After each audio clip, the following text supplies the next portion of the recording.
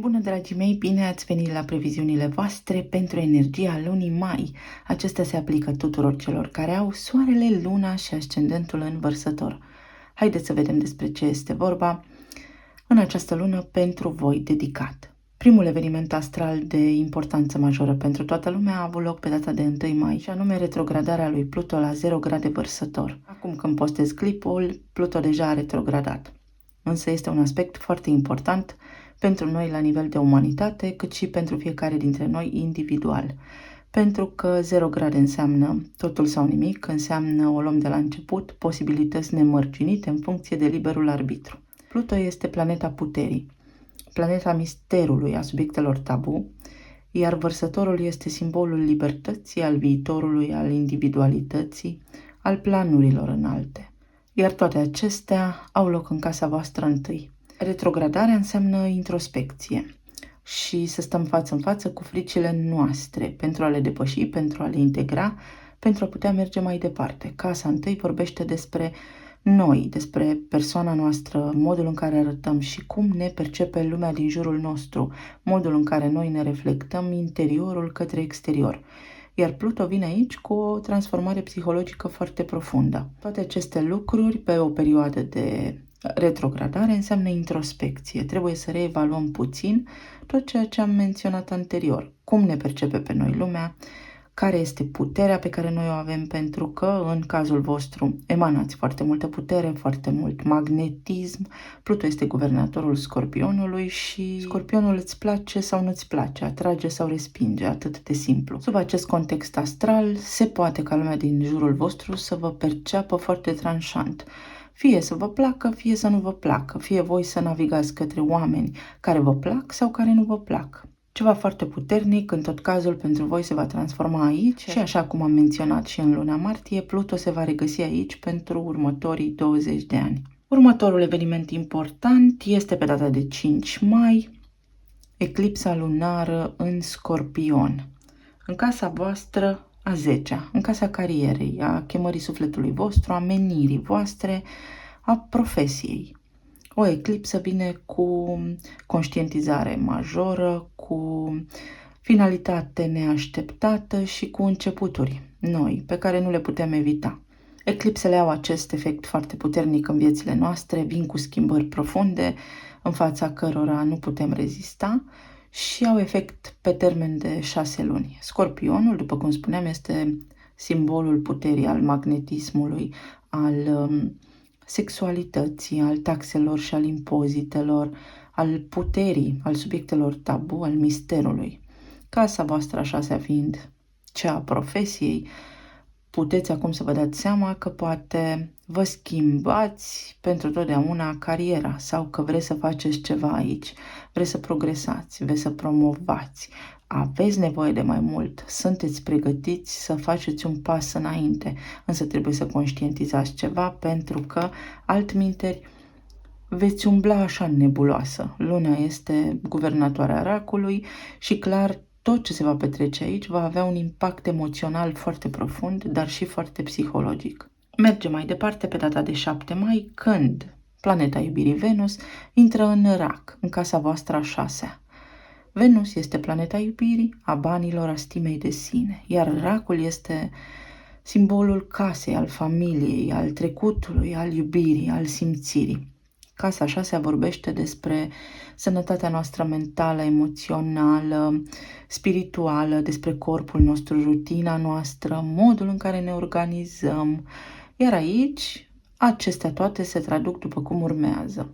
Trebuie să găsiți, sub o formă sau alta, un echilibru între casă și serviciu, între ceea ce iubiți și ceea ce trebuie să faceți, pentru că noi toți trebuie să mai facem din când în când și lucrurile pe care poate nu le dorim neapărat. Este bine să aveți în vedere, dacă vă simțiți epuizați, că este cumva indicat să aveți mai multă grijă de voi și să vă concentrați un pic și pe familie. sau să faceți lucrurile pe care le iubiți mai mult, să vă prețuiți mai mult la locul de muncă sau să dați atât cât trebuie, nici mai mult, nici mai puțin, pentru că până la urma urmei nu vorbim despre familia noastră aici, ci poate trebuie să vă prețuiți mai mult, poate trebuie să aveți mai multă grijă de voi, de rutina voastră, de sănătatea voastră, trebuie să aveți grijă să nu ajungeți la epuizare.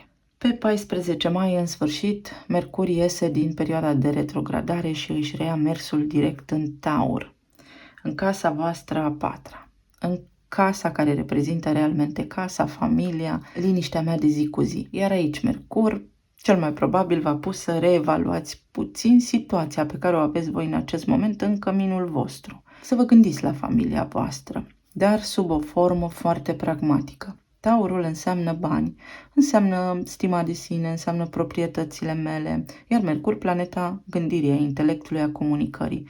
Poate pe perioada de Mercur retrograd au apărut ceva discuții, dar care sunt aici pentru a vă întări siguranța, pentru că da, Taurul înseamnă și siguranță și confort material. Sau poate au apărut situații în care ați descoperit că erați într-o zonă de confort și că este necesar să faceți mai mult de atât. Pentru că pe data de 16 mai, mărețul Jupiter va intra aici în Taur, în casa voastră a patra și vă poate susține de acum pe viitor, pe voi, pe familia voastră, să vă puneți bazele unui trai mai bun. El extinde tot ce găsește aici. Pentru că Jupiter este imparțial și lucrează cu materialul clientului. Dacă vă doriți o casă nouă, o puteți achiziționa, însă cu un plan financiar foarte bun. Dacă vă doriți să vă extindeți familia, de asemenea o puteți face. Dacă doriți să vă relocați, de asemenea o puteți face. Dar toate acestea necesită măsuri de siguranță.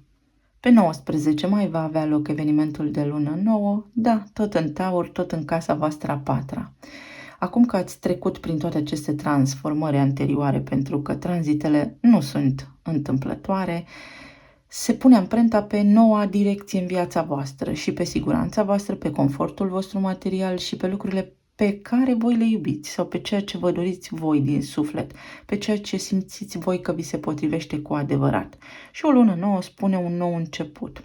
Este un moment prielnic pentru că eu să-mi trasez aceste noi intenții și să văd care este direcția cea mai sigură pentru mine, pentru familia mea și pentru toți cei care mă înconjoară, cu care stau, cu care locuiesc.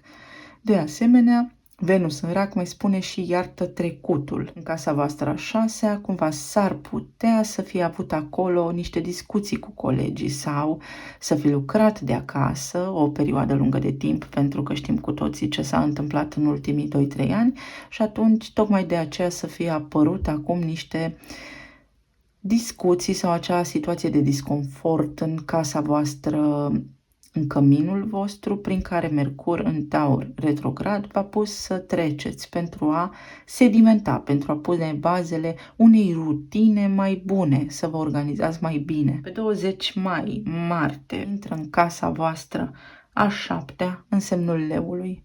Marte reprezintă determinarea, curajul și acțiunea, iar Leul, voința inimii noastre, ceea ce iubim. Casa 7 aparține relațiilor, unul la unul conștiente. Poate fi căsătoria, poate fi relația cu partenerii voștri, dacă sunteți antreprenori, să spunem, tot ce implică și un contract legal în spate. Această combinație poate însemna magnetism, plăcere, joacă, jovialitate, pasiune foarte intensă, erotism, sau poate însemna agresivitate, să vă dați seama că după Mercur retrograd, pentru stabilitatea și confortul vostru material, poate contractele pe care le aveți acum nu vă mai servesc sau trebuie reevaluate, reluate, resemnate. Dacă vorbim despre căsnicia voastră sau despre relația voastră stabilă, atunci acest aspect poate însemna pasiune, joacă, destindere, jovialitate, dinamism, curaj, spontaneitate ar putea însemna. Leul poate aduce puțină dramă, Marte poate aduce puțină agresivitate, puțină nerăbdare, impulsuri, să fiți cu băgare de seamă în această direcție. Pe 21 mai, Soarele va intra în semnul Gemenilor, în casa voastră a cincea, care aparține Leului. Iată cum totul este interconectat.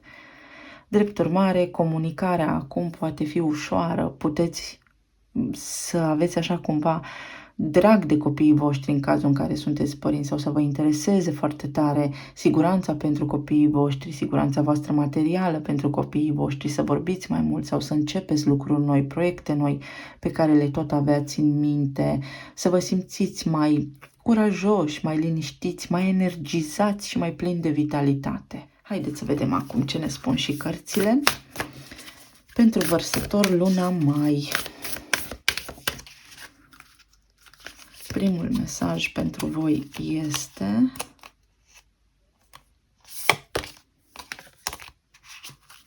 trăiește în moment, trăiește în momentul prezent sau carpe diem.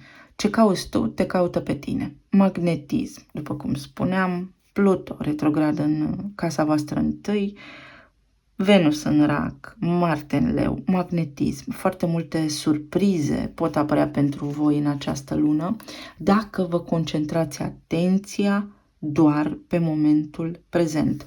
Tot Pluto retrograd în casa întâi acolo vă oferă perioade de introspecție contemplativă prin care să vă aduceți toată atenția în momentul prezent, nici în trecut, nici în viitor și să aveți așa o perspectivă foarte naturală, organică și sinceră a voastră cu voi înșivă, prin care să analizați pe îndelete, să buchisiți așa prin ideile voastre ce vă doriți să faceți, care este viitorul vostru. Următorul mesaj, sensul vieții voastre. Să îți extinzi percepția despre viață și să cauți un sens mai profund. Aici am un ulcior. Emoțiile. V-am spus că vine toată această lună mai cu o transformare psihologică foarte puternică la nivel de relații, dar și la nivel de emoții. Acum, în momentul prezent, cum te simți tu? Te simți în siguranță, te simți în siguranță în casa ta, te simți că ai confort material în relația ta, cum te simți? Te simți liber, spontan, poți discuta ușor cu lejeritate cu partenerii tăi, serviciul tău cum este, ce îți place să faci, ce noi contracte ai vrea să semnezi și așa mai departe.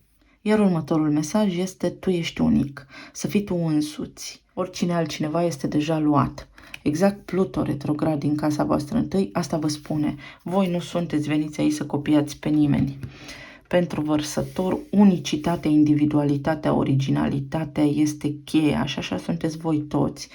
Și este foarte important să vă reamintiți cine sunteți și să vă urmați sufletul.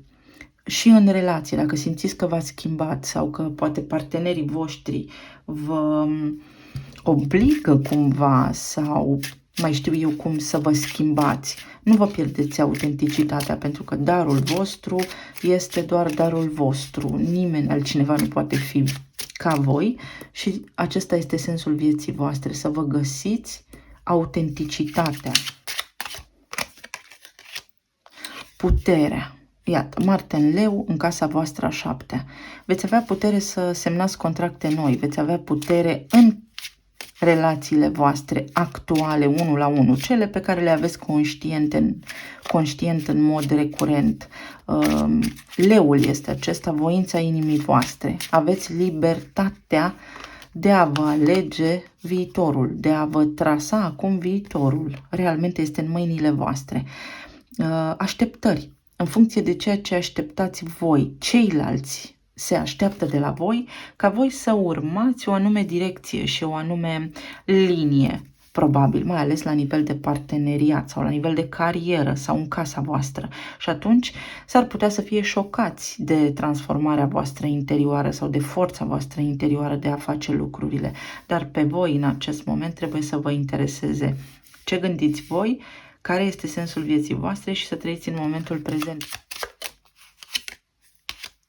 Motivație. Da, veți găsi motivație să vă extindeți, să știți, unii dintre voi vă veți extinde în a lucra de acasă, poate vă descoperiți aici un talent nativ sau poate în momentul în care soarele va intra în Gemeni, veți descoperi așa că veți pune bazele unui nou proiect, vă vine o idee genială realmente prin care să produceți o schimbare pe termen lung și foarte lung. Din acest moment prezent. Viitorul va aparține și se bazează fix pe o idee unică, pe o idee de moment o sclipire de moment care vă poate schimba complet traiectoria de aici înainte. În relații, planul material, planul spiritual, emoțional, medical, să vedem ce aduce luna mai.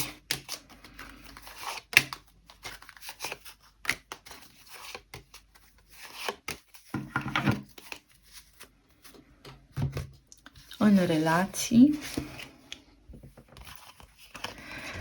aveți asul de monede, 10 de cupe, eremitul și 3 de cupe. În relații, pentru unii dintre voi, sunteți posibil prinși într-un trio amoros și va fi alegerea voastră dacă vă mulțumiți cu această perspectivă sau nu, pentru că, aparent în acest moment, este singura cale.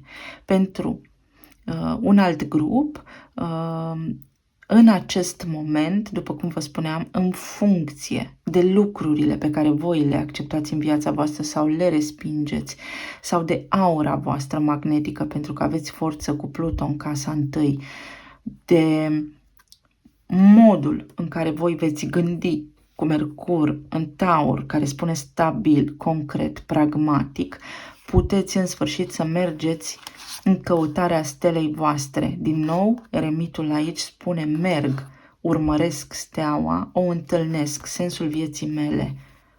Ceva la care nici nu m-am gândit. O persoană pe care nu o cunosc, care îmi va aduce bucuria de suflet. Și împlinirea emoțională, dragostea adevărată, căsătorie pentru unii dintre voi, să știți. Ca semne astrologice avem foarte multe semne de pământ, avem Fecioară, avem Pești și avem Rac. Venus din Rac s-ar putea ca voi să cunoașteți la serviciu pe cineva, alături de care să începeți acum o relație frumoasă. Persoana aceasta s-ar putea să fie deja într-o relație, voi să nu știți sau voi să știți și să acceptați. Pentru alții dintre voi, puteți să cunoașteți pe cineva la serviciu dacă sunteți persoane singure și pur și simplu să fie o bucurie, o dragoste nouă, așa cum voi nu credeați că poate exista. Dacă sunteți separați în acest moment, după o lungă perioadă de izolare și de analiză, puteți comunica cu persoana voastră de interes și puteți ajunge la un consens. Iar pentru alții dintre voi veți avea cumva o concluzie care vă va ajuta sufletul în viitor să se bucure.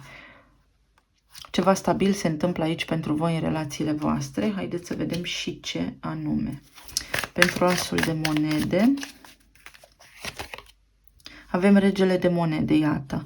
O persoană foarte stabilă, poate fi șeful vostru pentru unii dintre voi sau poate fi un coleg, după cum spuneam, care este căsătorit, sau puteți să vă reconectați cu cineva din trecut, cineva alături de care nu ați fost o lungă perioadă de timp, care poate este căsătorit, dar pasiunea dintre voi să fi rămas acolo, iubirea dintre voi să fi rămas acolo. Sau, nu știu, am auzit cuvântul văduv, cineva să fie în această postură și să vă reconectați cu o iubire din trecut. Pentru alții dintre voi puteți primi, după cum spuneam, o cerere în căsătorie și puteți atinge un potențial de fericire aici colosal. Pentru eremitul,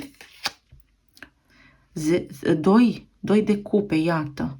Cineva vă caută, să știți, sau vă întâlniți așa cum nu credeați că se poate, perechea potrivită. Puteți acum începe cu prilejul acestei luni sau în mai, mai ales că avem 2 lunații, o eclipsă și o lună nouă, să vă aranjați așa cumva puțin gândurile, pentru că veți putea materializa. Puteți începe să intrați pe linia temporală care vă duce către un suflet pereche, să știți.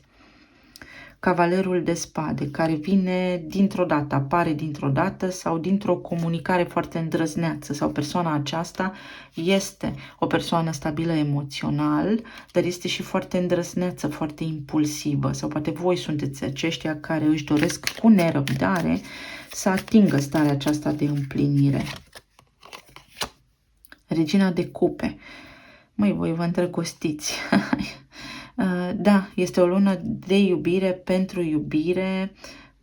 S-ar putea ca voi să aveți copii împreună pentru cei care aveți copii, să ajungeți în sfârșit să lăsați deoparte toate neplăcerile și să vă înțelegeți bine dacă aveți o relație stabilă deja sau dacă sunteți într-o căsătorie, în sfârșit să vedeți că relația dintre voi, căsătoria voastră își revine, să spunem, se reașează în ceea ce ați avut voi în trecut, există bucurie, există armonie. Pentru cei singuri puteți, după cum spuneam, să cunoașteți pe cineva așa, subit, neașteptat, alături de care să aveți o frumoasă poveste de iubire, iar pentru alții dintre voi cred că vă cunoașteți deja.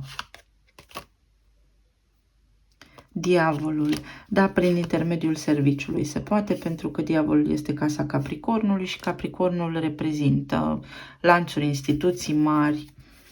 Poate fi, după cum spuneam, patronul firmei sau un coleg alături de care am avut înainte ceva trăiri sau ați fost iubiți în secret sau ați avut o pasiune ascunsă. Și 4 de bâte, o cerere în căsătorie. O cerere în căsătorie, o alegere. Veți avea o alegere de făcut în urma tranzitelor din luna mai, prin care să vă puneți bazele unui viitor, să știți, fericit, împlinire pentru voi.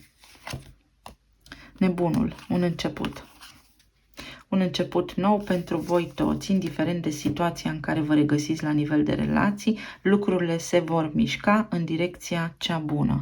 La nivel de plan material aveți puterea, regele de spade, 3 de monede și împăratul. La nivel de plan material sunteți foarte puternici.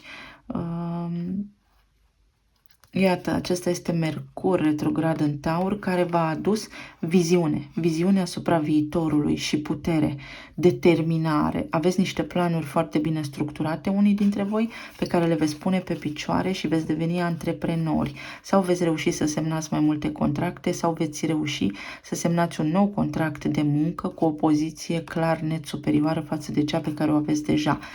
Aici stați alături de cineva, faceți niște planuri alături de cineva și veți avea foarte multă susținere materială, mai ales din familie sau poate voi doriți pentru familia voastră să faceți aceste lucruri pentru că este nevoie să lăsați în urmă ceva. Poate aveți copii și vă gândiți și la viitorul lor.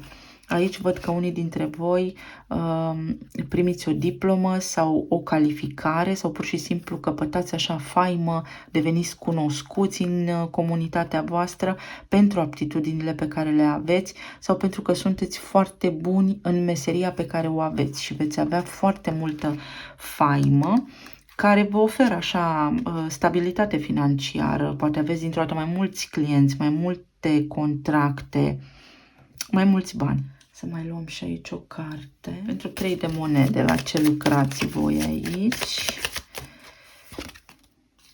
Regina de cupe, la ceva ce vă doriți. Deci, iată, aceasta este Venus în rac în casa 6-a, care spune așa, este nevoie de rutină sănătoasă, ai nevoie să te împarți în mod egal între familie și activitatea profesională și serviciul tău, pentru că poți să o faci. Vedeți cum este acest rege de spade aici, stă într-o poziție de echilibru și să îndepliniți ambele roluri în mod egal. Când sunteți la serviciu, sunteți la serviciu, când sunteți acasă, sunteți acasă, dar veți traversa o perioadă în care veți fi mulțumiți așa în sufletul vostru, pentru că veți reuși să vă ancorați, veți fi puternici și așteptările voastre cumva vor fi îndeplinite.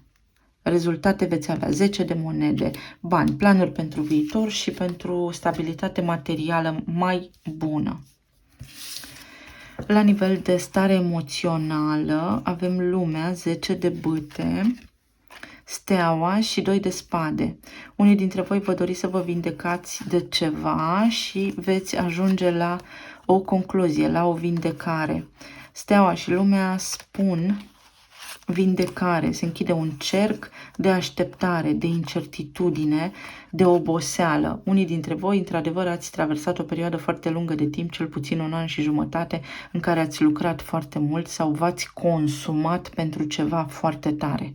Iar această perioadă de introspecție va aduce foarte multă claritate mentală și motivație să vă regăsiți puterea de a merge realmente pe drumul vostru, să lăsați în urmă lucrurile de care nu mai aveți nevoie.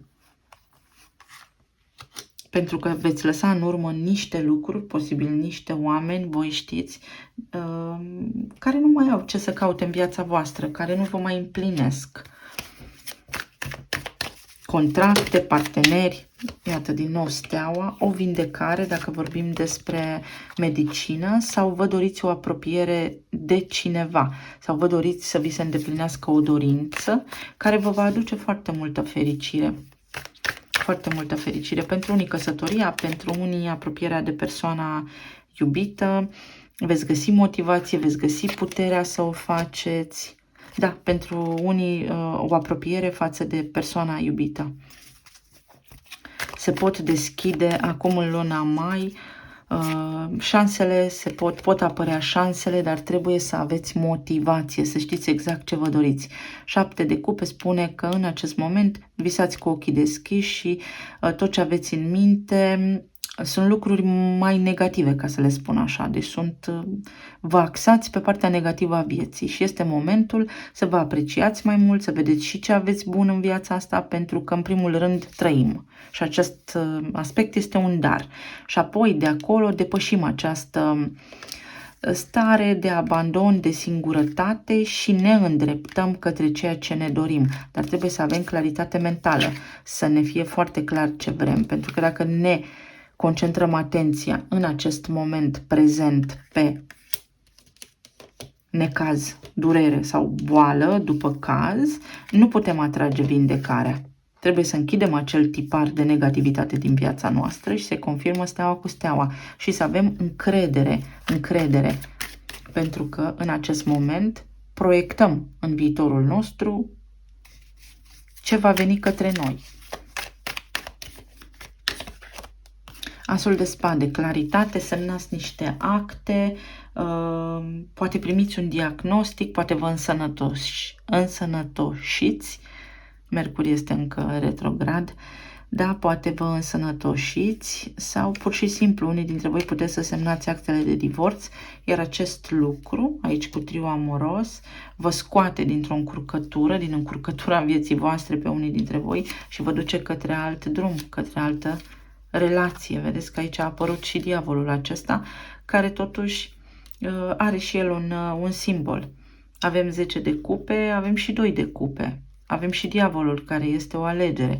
Alegerea de a sta într-o frecvență joasă sau alegerea de a mă înălța, de a ieși de acolo și de a merge pe drumul meu, pentru că sunt unic și unicitatea înseamnă că oricine poate, oricine este capabil și că suntem diferiți și este în regulă.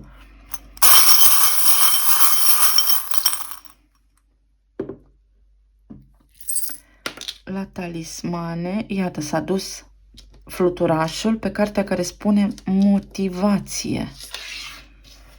Transformarea, se transformă ceva. Deci ce schimbări vor apărea pentru voi aici sau veți începe să vedeți în următoarele 6 luni, sunt bune. Sunt ceea ce trebuie să se întâmple. Este divinitatea care intervine și vă spune lucrurile sunt ciclice, ai parte de experiență, trebuie să vezi și jumătatea plină a paharului.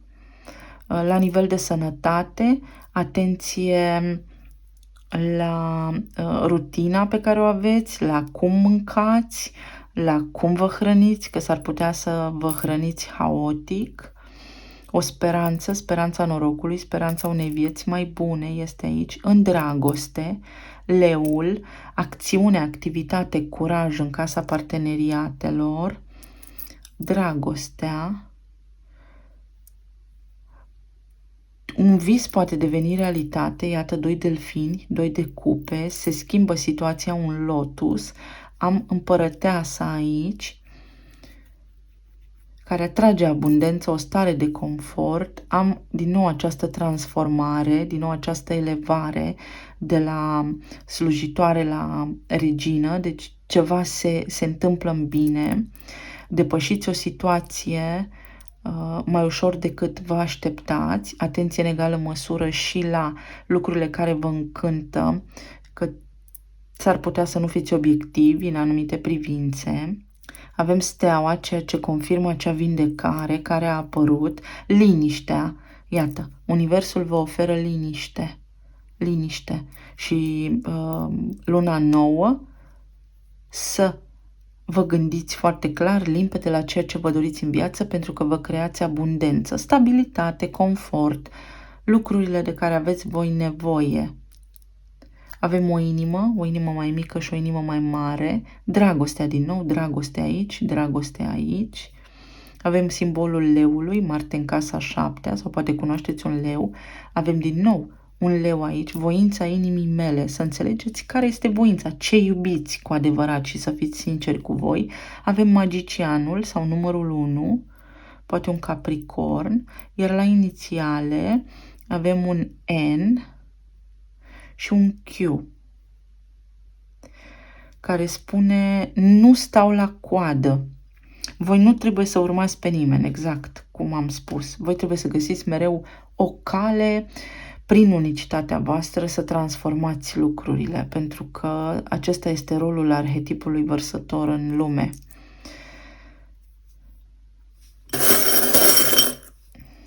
Mai avem un 4, 41 sau 14 sau 5, o schimbare care aduce stabilitate, o împăcare, diplomație mai avem aici, un echilibru,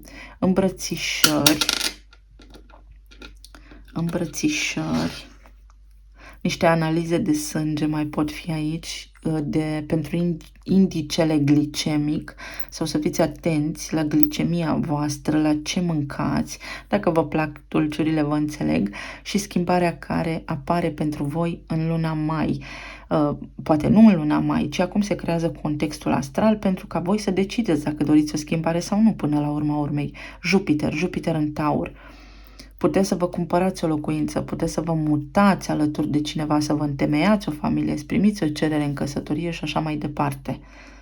Și este un proces în care trebuie să aveți încredere și să nu rămâneți prinși în experiențele din trecut, ci să le alchimizați, să luați ce a fost mai bun acolo pentru un viitor mai bun. Dacă ne înțelegem experiențele și iertăm pentru noi și atunci ne înălțăm, devenim de neînvins.